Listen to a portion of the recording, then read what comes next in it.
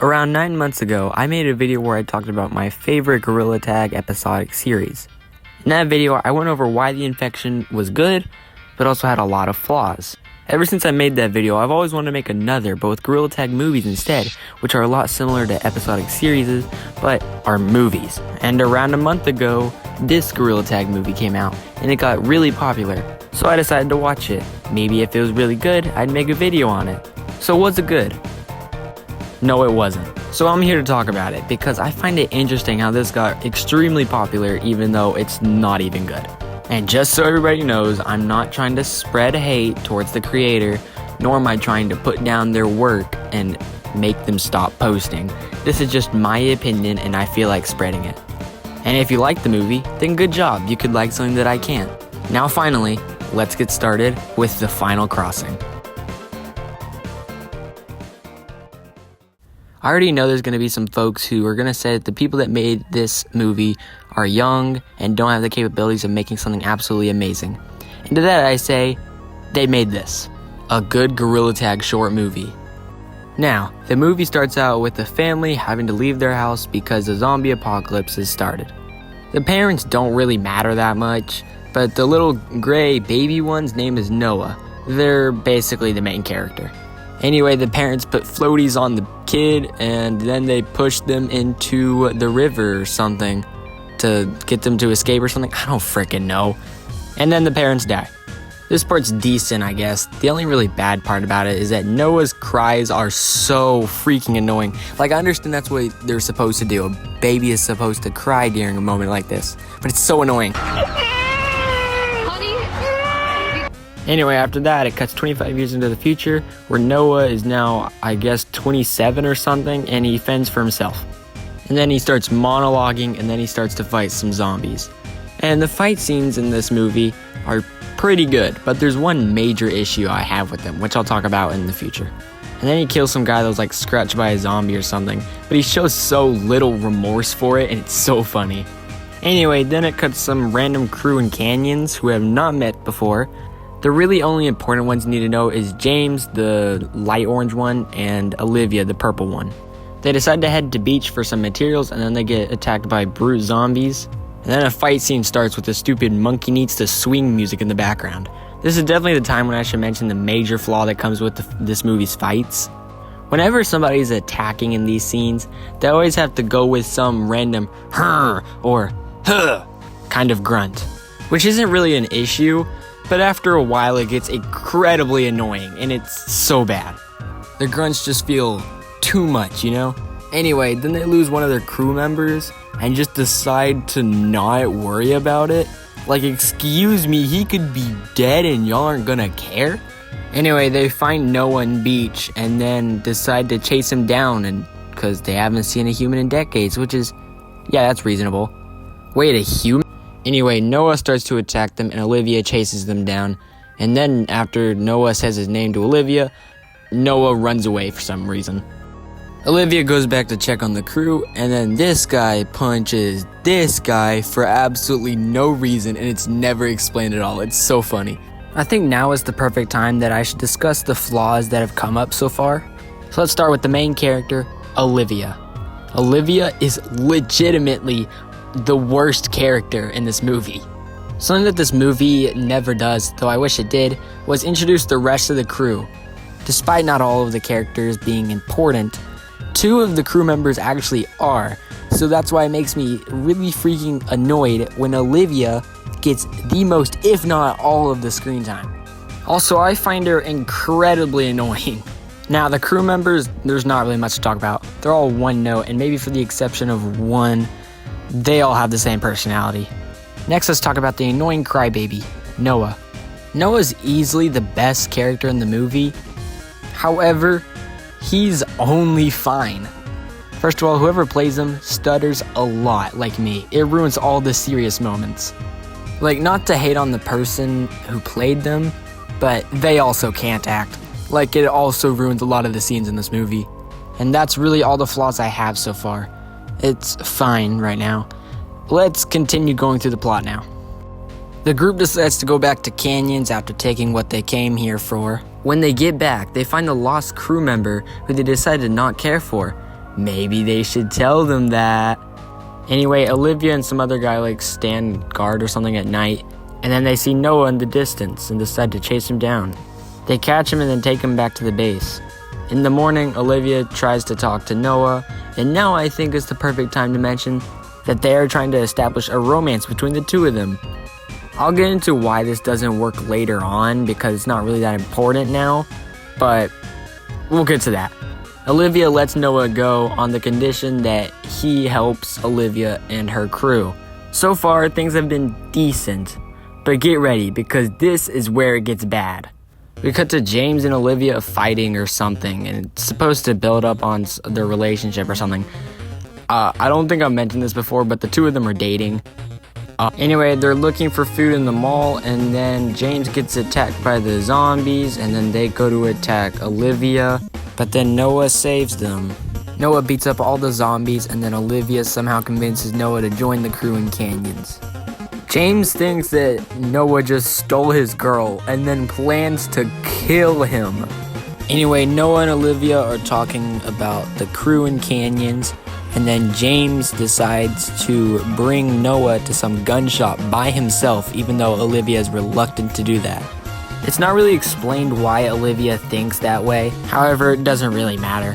So they get to the shop, and then James just starts beating up Noah. James is just ready to kill him, but then all of a sudden Olivia shows up and beats him up too, and then takes them back to Canyons. James gets tied up in this one spot for the night, and then zombies attack him. And then when they come back in the morning, Olivia's surprised. I do not know why you're surprised. You brought this on him. Anyway, Olivia kills him and then starts crying like this is surprising. This shouldn't have happened. It's this moment in the movie when I realized what I was getting myself into while watching it, because this moment with James attacking Noah does not change the plot at all. This just makes it a bad example of wasted potential, because they could have done so much with this, especially since it's kind of a new concept for Gorilla Tag movies. I don't know, what if the actual villain of the movie somehow revives him from his zombie state and he tries to get revenge on Olivia and Noah? I don't know why this is affecting me that much. Maybe it's because they were given a perfect outline for a good Gorilla Tag movie villain, but wasted it all in the last second. And the actual villain they have in this movie sucks, and I'll get into why later when he first shows up. And for those of you who are thinking, it's a Gorilla Tag movie, you shouldn't be expecting much from it. Well, guess what? I've seen some actual masterpieces that come from Gorilla Tag movies. And also, guess what? Everything can be criticized. Some things should be held to lower standards than others, but still, everything can be criticized. Now let's get right back to the plot. The plot continues with Noah and some yellow guy that I don't know the name of wanting food, and Olivia stopping them because apparently this is the time of year when these people called the Watchers come out. The Watchers are apparently these people who will take any supplies from any survivors and beat them up if they have actual good supplies.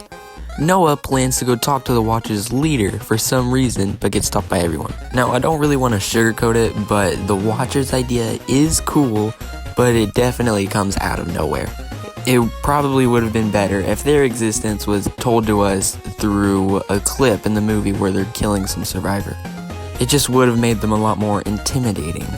Anyway, continuing the plot, Olivia and Noah are eating something on the roof of their little base or something. And then Olivia asks some stupid questions, but you know what, whatever, it builds up their relationship. And then they get into a conversation about their parents and how Noah couldn't trust anyone after he was thrown into the river, which explains the reasons why he attacked these people at the beach. Anyway, then the Watchers and their leader miraculously show up at Canyons at the same time and plan to destroy everything in it. The crew starts to run away, and then one of them gets shot, and then Noah kills them for some reason, which I have no clue why, but it would be explained if the sound wasn't off. Yeah, I don't really know what happened. They might have had to do it for copyright, but yeah, the sound's off for just a bit. Anyway, now they're all tied up, and the villain, Negan, is gonna kill one of them, so he just plays a long game of eeny, meeny, miny, mo, and chooses Chase for some reason. Anyway, Chase gives out this really devilish scream. Suck my nuts! Yeah, that came out of nowhere, and it's literally the best line ever said in this movie. Anyway, Chase is dead now. Anyway, the yellow guy gets free, and then he gets killed after trying to beat up Negan. And then Noah gets free, and then the quality just gets randomly terrible. Like, I don't know where this came from, but it just is. Like, I have absolutely zero doubt that it was some editing mistake and shouldn't be really taken harshly on him, but still kind of ruins the rest of the movie. Anyway, Olivia and Noah somehow escape, and they're like crying because their entire crew's dead or something. Anyway, then they run into a bunch of zombies, and there's like something important about this one zombie because it like almost kills Noah somehow, but like they still survive anyway. Anyway, they finally escape to beach and they need to sit down because they just lost their entire crew. And then Noah confesses his love to Olivia or something. Now, I don't really have problems with this scene, I just gotta know how the actors felt filming it. Alright, now is the perfect time to talk about why I don't really like the relationship between Noah and Olivia being romantic. First of all, it takes away a bit too much from the actual movie. Like, I understand, Olivia is crucial to Noah's character. However, the amount of screen time that's like devoted to building up their relationship takes a lot away from a lot of other characters that could have taken the time to build up their characters. And the other reason I don't really like this relationship is because it doesn't really add anything to the plot other than changing Noah's character. And for the people who are saying that romances don't really add anything to a lot of movie plots, this one is an exception because there was a character who didn't like the fact that they were growing a relationship. And we already know how I feel about that quote-unquote plot point. Alright, with that out of the way, let's continue with the plot once more. Anyway, then they start building a base wherever they're at, which is smart. Finally, something smart's happening. And then some montage starts where they're like gardening, building a door for some reason, training against zombies and poles. And then they plan on storming Negan's base, which I somehow have a map of.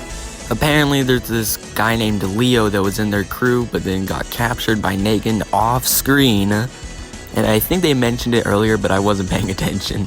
Anyway, they plan on rescuing him, so they're gonna go to Negan's base and kill everyone and save Leo. Wait, so you're telling me that entire montage of them building a base and training was just filler? Anyway, now they're storming Negan's base and destroying everyone in their path. They continue to beat up everybody, and this goes on way too long. Like, it should have stopped after, like, I don't know, 2 waves of minions. Anyway, then they run into Negan and his elite soldier member thingy, and then they're getting actually demolished. Then they start running away from the elite soldier member who doesn't know how to walk fast, like they walk as slow as possible. And then Noah gets into a fight with him while Olivia looks for Leo. And remember how I was talking about earlier in the video when I mentioned that the grunts were really annoying in the fights? It's most noticeable here.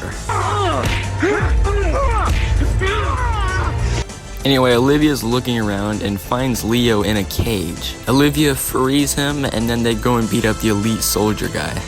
Then they leave him for dead against zombies after he hilariously can't get through a door that is closing slowly and he definitely had enough time, but then he dies to the zombies.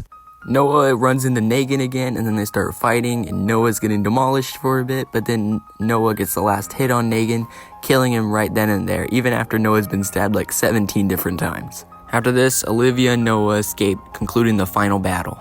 Then 2 weeks later, it shows that they formed a community, which I have no clue how they did it in 2 weeks' time, but they did it.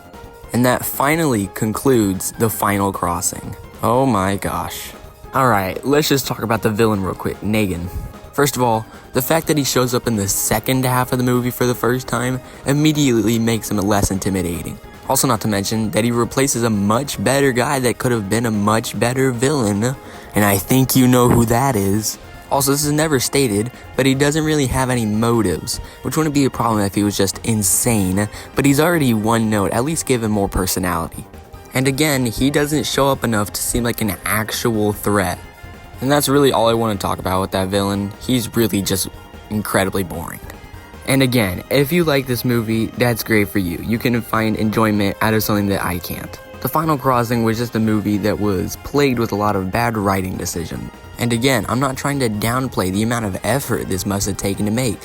It's around 45 minutes long, which I've never really seen a Gorilla Tag movie get that long before. So I have absolute respect for everybody who worked on this. And before any of you ask, yes, I know that the second movie came out, and yes, I think it's worse than the first. But I don't know if you're like really making a video on it, because I think this is enough. So I'll say it again, massive props to everyone who worked on this. Making a 45-minute Gorilla Tag movie isn't easy. And if RF5 Studios sees this, then I hope he takes my criticism to heart. I want to see his movies succeed like this one did, so taking a bit of criticism shouldn't be too difficult. And again, there is absolutely zero hate towards RF5. I just felt like giving my opinion on this movie. And for the people that wanted to listen to me yap for 15 minutes, thank you. This video took a lot out of me and I'm glad to see it finished finally. And to RF5, good luck on your future movies. I bet they're gonna be great. Well, I guess that's it then. Bye bye y'all, thank you so much for watching.